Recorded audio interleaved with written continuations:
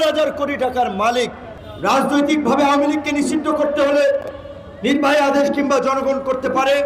স্বরাষ্ট্র মন্ত্রণালয় থেকেও কিন্তু ছাত্রলীগ যুবলীগকে সন্ত্রাসী কর্মকাণ্ডের জন্য চিহ্নিত করে তাদেরকে নিষিদ্ধ করা যায়।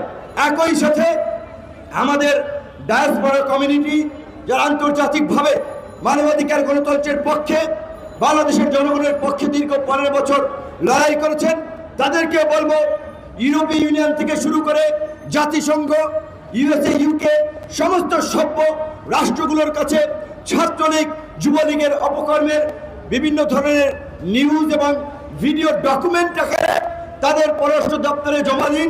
ছাত্রলীগ যুবলীগের কোন সন্ত্রাসীকে যেন কোন রাষ্ট্র যেন ভিসা না দেয়।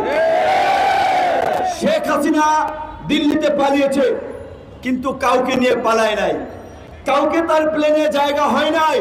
এই ভবিষ্যৎবাণী কিন্তু আমরা গত 4-5 বছর ধরে করে আসছিলাম যে আফগানিস্তানের মতো প্লেনের চাকা ধরে পালানোর সুযোগ পাবেন না। আফসোস তারা শুনে নাই।